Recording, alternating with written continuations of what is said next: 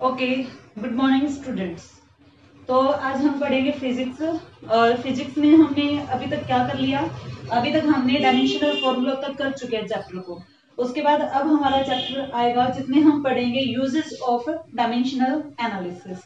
और आपका ये काम है कि आप डायमेंशनल फॉर्मूला को याद करो, ठीक है? अगर याद नहीं करोगे तो ये काम आपसे नहीं होगा।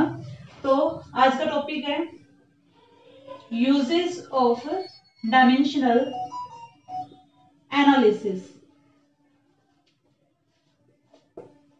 क्लियर? अब क्वेश्चन अराइज होगा तो किस टाइप से हो सकता है कि what are the uses of dimensional analysis. Now first use of dimensional analysis is to convert one system of unit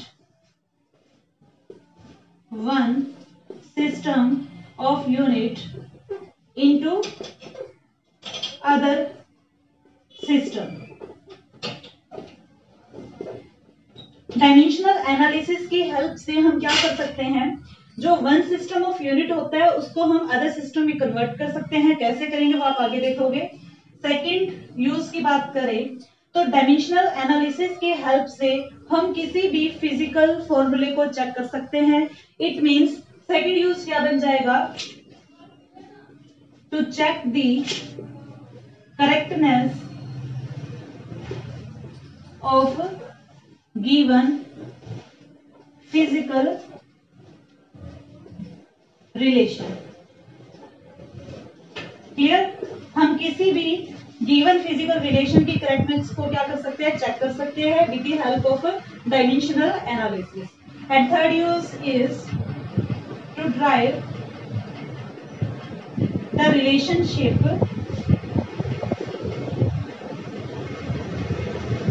between various physical quantities.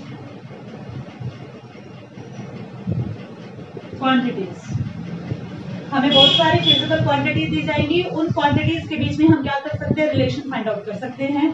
किसकी हेल्प से? डायमेंशनल एनालिसिस की हेल्प से। ठीक है, तो हमारी क्या है, तीन यूजेस है जिनके ऊपर न्यूमेरिकल्स बनते हैं।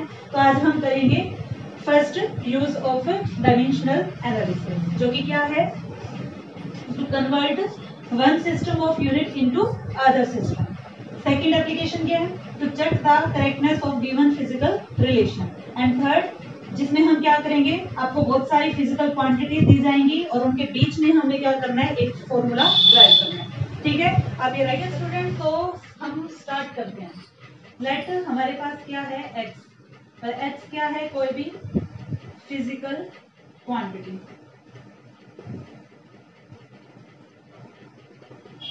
क्लियर? नाउ अब x को डिफाइन करने के लिए हमें कितनी थिंग्स रिक्वायर होती हैं? Two things. First n and second one u, where n is numerical value and u is the unit. For example length, मान लो आप लेंथ मेजर कर रहे हो और लेंथ मेजर करने के बाद आता है 3 मीटर। तो यहाँ 3 क्या है, 3 क्या रहेगा, n, एंड मीटर क्या है यहाँ पर, यूनिट। इट मींस किसी भी फिजिकल क्वांटिटी को डिफाइन करने के लिए हमें टू थिंग्स की रिक्वायरमेंट होती है। First is numerical value and u is the unit. अब राइट कर सकते हो, where x is physical quantity and n is numerical value and u is the unit. Clear? Now let us suppose that m1, l1 and t1, m1, l1, t1 be the fundamental units of physical quantity in one system of unit। m1, l1, t1 क्या है, fundamental units of x and x physical quantity in first system। हमने एक system ले लिया, ऐसा ही आप ले सकते हो फर्स्ट सिस्टम। उसमें हमने किसी फिजिकल क्वांटिटी को मेजर किया, तो हमारे पास जो यूनिट्स आई है दैट इज m1, l1 या फिर t1। नाउ n1 क्या रहेगा हमारा, न्यूमेरिकल वैल्यू। फर्स्ट सिस्टम में न्यूमेरिकल वैल्यू क्या रहेगी, n1 and a, b and c। क्या रहेंगी? Dimensions of fundamental units. Dimensions का मीनिंग क्या होता है? पावर, यानी कि ए बी सी हमारी क्या है? पावर है किसकी? एम की, एल की और टाइम की। तो ये जो हमने डाटा लिखा है ये हमने फर्स्ट सिस्टम का लिखा है। इसी टाइप से हम सिमिलर वे में चलेंगे और किसके लिए राइट करेंगे? सेकंड सिस्टम के लिए। तो इतना राइट कर लो आप।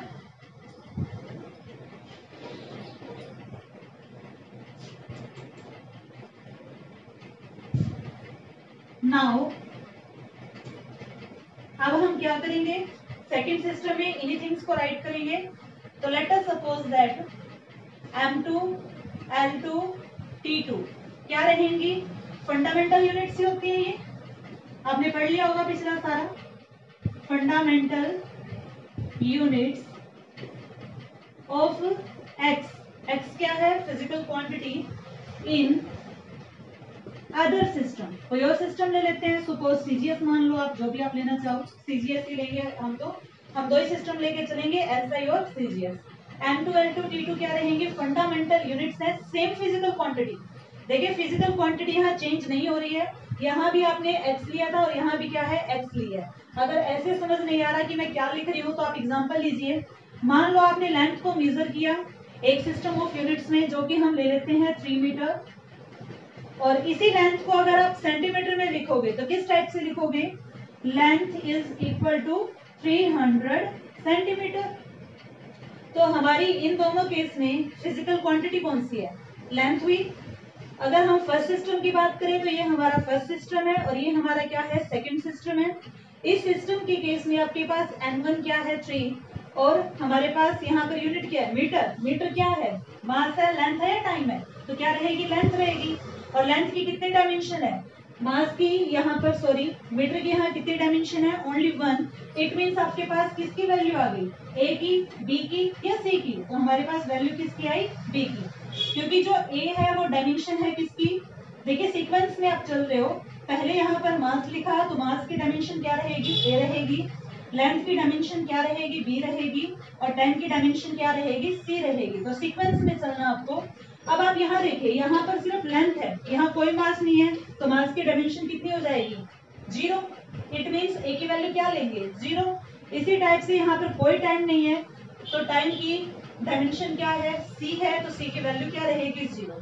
यानी हमारे पास वैल्यू किसकी मिली? सिर्फ बी की। और कितनी मिली वो? 1, क्योंकि यहाँ मीटर की पावर कितनी है? 1 ही है, कुछ नहीं है, तो इट मीन्स 1 है। तो ये जो हमारा था ये फर्स्ट सिस्टम था, और ये जो है हमारा ये क्या है? ये सेकंड सिस्टम है। तो सेकंड सिस्टम में हम मास को क्या लेंगे? M2 लेंगे, लेंथ को L2, टाइम को T2। Clear? But physical quantities दोनों केस में क्या रहेगी? सेम रहेगी। एक और बात नोट करनी है आपको, जो यहाँ पर डायमेंशन है वो भी सेम रहेगी। आप चेक कर सकते हो, यहाँ पर लेंथ की डायमेंशन कितनी थी? 1, तो यहाँ भी कितनी है? 1। तो इसी टाइप से यहाँ पर क्या लिखोगे? N2। बट क्या चेंज हुआ? चेंज हो रहा है यहाँ पर न्यूमेरिकल वैल्यू। कैसे चेंज हुई? देखिए मीटर में और सेंटीमीटर में कौन सी जो हमारी यूनिट है वो लार्जर है? मीटर या सेंटीमीटर? मीटर जो यूनिट है वो लार्जर है सेंटीमीटर से। एक बात आपको हमेशा याद रखनी है क्या, कि अगर हमारी जो यूनिट है वो बड़ी होगी तो उसकी न्यूमेरिकल वैल्यू छोटी होगी। आप देख भी सकते हो मीटर बड़ी है तो इसकी न्यूमेरिकल वैल्यू क्या है? स्मॉल है। और अगर आपकी यूनिट जो है छोटी है, स्मॉल है, तो उसकी न्यूमेरिकल वैल्यू क्या होगी? लार्ज होगी। क्लियर? तो N2 क्या रहेगी हमारी? Numerical value. न्यूमेरिकल वैल्यू तो होगी, बट कौन से सिस्टम में होगी? अदर सिस्टम में होगी। तो यहाँ पर आप इन चीजों को देखते हुए क्या लिख सकते हो? कैसे लिखोगे? किसी भी फिजिकल क्वांटिटी को हम क्या लिखेंगे? x is equal to N1। Mass की डायमेंशन क्या रहेगी? M1 डायमेंशन है A, लेंथ L1 डायमेंशन है B, और डायमेंशन T की क्या रहेगी? T1 की C। से दिस इज इक्वेशन नंबर 1। इसी टाइप से अगर इन डाटा को देखें तो हम क्या राइट कर सकते हैं? We can write physical quantity x is equal to numerical value is N2 and units are M2। Dimension क्या रहेगी? सेम रहेगी, यानी कि A। और यहाँ पर हमारे पास length L2 dimension B, time T2 dimension क्या रहेगी? सेम रहेगी। से दिस इज इक्वेशन नंबर 2। अब अब हमारा क्या काम है, इन दोनों इक्वेशंस को आप क्या कर सकते हो, थोड़ा ध्यान से देखो, ये भी x है और ये भी क्या है x, तो इन इक्वेशंस को हम क्या कर सकते हैं, इक्वेट कर सकते हैं। तो अब आप एक बार नोट कर लीजिए और आगे देखिए।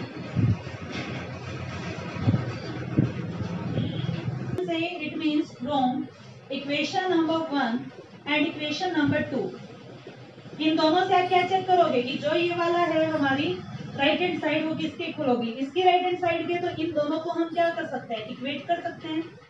इट मींस m2 की डायमेंशन क्या रहेगी a, l2 डायमेंशन है b, t2 डायमेंशन है c, किसके इक्वल होगा, इस डाटा के, डाटा क्या है m1, मास m1 डायमेंशन है a, l1 डायमेंशन है b, t1 डायमेंशन क्या है c।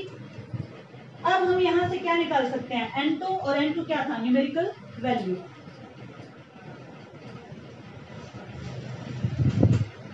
तो हमारे पास क्या बन जाएगा, n2 की वैल्यू क्या बन जाएगी, n2 is equal to m1। अब ये देखिए सारा जो लेफ्ट हैंड साइड का है n2 को छोड़कर अगर यहाँ जाएगा तो डिनोमिनेटर में जाएगा, और डिनोमिनेटर में जाएगा तो आप क्या देखते हो, यहाँ पर है m1 की डायमेंशन a और यहाँ है m2 की डायमेंशन a, तो हम इसकी होल की पावर लिख सकते हैं। तो हमारे पास आ जाएगा m1 अपॉन में m2 की डायमेंशन a, सिमिलर वे में l1 अपॉन में l2 डायमेंशन आ जाएगी b, t1 अपॉन में t2 डायमेंशन आ जाएगी c। तो ये है हमारा जो मेन फॉर्मूला, इसे आपने लर्न करना है। न्यूमेरिकल कैसे होगा वो हम एग्जांपल ले लेते हैं, ठीक है, इतना राइट कीजिए, इसके बाद हम एक न्यूमेरिकल करेंगे और एक न्यूमेरिकल आपका होमवर्क होगा। ओके स्टूडेंट्स, तो इसी यूज के ऊपर हमारा क्वेश्चन है, टू कन्वर्ट 10 जूल इनटू अर्ग। अब ये क्वेश्चन आ गया, देखिए टू कन्वर्ट 10 जूल इनटू अर्ग। अब हम काम कैसे करेंगे, फर्स्ट ऑफ ऑल आपको ये पता होना चाहिए कि फिजिकल क्वांटिटी क्या है। फिजिकल क्वांटिटी क्या है, कैसे पता लगेगा, यूनिट को चेक करके। 10 के पीछे क्या राइट है, जूल। जूल किसकी यूनिट होती है, जूल जो है किस फिजिकल क्वांटिटी की यूनिट होती है, तो होती है किसकी, वर्क की, ठीक है।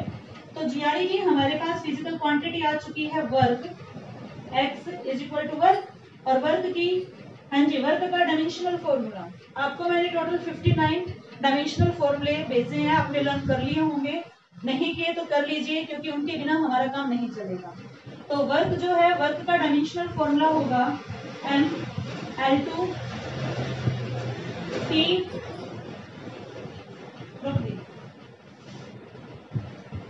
बस यहाँ पर आपको इस 10 जूल को देखने के बाद तो थोड़ा आइडिया हो जाएगा कि कौन सी फिजिकल क्वांटिटी की बात हम यहाँ पे कर रहे हैं, किसकी करेंगे, वर्क की। एंड वर्क का डायमेंशनल फॉर्मूला होता है ml2t-2, लर्न करना आपको ये।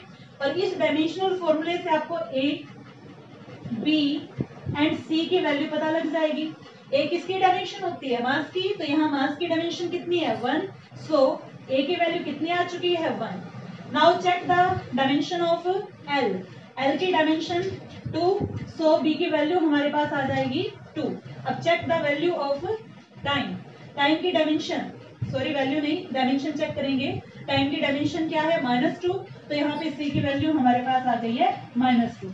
यानी कि डायमेंशनल फॉर्मूले से हमें ABC की वैल्यू मिल जाएगी। तो आपका थोड़ा सा काम हुआ, लेकिन बाकी अभी करना है। हाँ जी, एक और चीज, ये आपका फर्स्ट सिस्टम है, ये आपका सेकेंड सिस्टम है, और ये कौन सा सिस्टम है, वर्क की एसआई यूनिट जूल होती है, इट मींस ये एसआई सिस्टम है, और वो कौन सा सिस्टम है, सीजीएस। तो अब यहाँ पर क्या करेंगे, डिवाइड कर लेंगे 2 पार्ट्स में, यहाँ राइट करेंगे एसआई सिस्टम और यहाँ राइट करेंगे सीजीएस सिस्टम। और एसआई सिस्टम में मास हम लेंगे m1, लेंथ l1 और टाइम रहेगा t1। सीजीएस में हमारे पास मास रहेगा m2, length l2 and time t2, and here numerical value is n1, and in the case of CGS system numerical value is n2. Now tell me what is the value of n1. n1 की value आप यहाँ से check कर लोगे कितनी है, 10, so we can write n1 is equal to 10. Mass in SI system, mass can be taken as मास को हम क्या लेते हैं एसआई सिस्टम में 1 किलोग्राम, लेंथ की एसआई यूनिट क्या रहेगी 1 मीटर, और टाइम चाहे कोई भी सिस्टम हो हम हमेशा सेकंड में ही मेजर करते हैं। सो टाइम t1 क्या रहेगा 1 second. Now come on the CGS system. CGS system में मास को हम किस में मेजर करेंगे, यहाँ किलोग्राम है तो देखिए सीजीएस, सी से बनता है सेंटीमीटर और जी से बनता है ग्राम, तो यहाँ मास क्या रहेगा 1 ग्राम, और लेंथ क्या रहेगी सी से 1 सेंटीमीटर, और टाइम का मैंने भी बोला है कि कोई भी सिस्टम हो टाइम सभी में सेम रहेगा, सो 1 सेकेंड। एंड n2 की वैल्यू हमें फाइंड आउट करनी है। जैसे ही n2 की वैल्यू फाइंड आउट होगी आपको 10 जूल में पता लग जाएगा कितने अर्ग होते हैं। अब n2 की वैल्यू कैलकुलेट करने के लिए अभी फॉर्मूला लिखवाया था, और वो फॉर्मूला क्या था, n2 is equal to m1, m1 upon में m2 की डायमेंशन a, L1 अपॉन में L2 dimension B, T1 upon में T2 डायमेंशन C। इसकी हेल्प से आप N2 निकाल लोगे। ठीक है, चलिए इतना राइट कीजिए, इतना राइट कर लीजिए, फिर हम यहां से N2 निकालेंगे। Clear?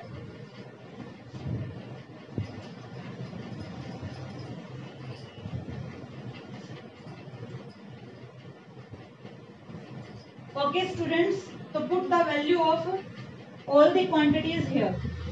N2 is equal to, what is the value of N1? N1 is equal to 10. M1 किसके इक्वल है 1 kg के,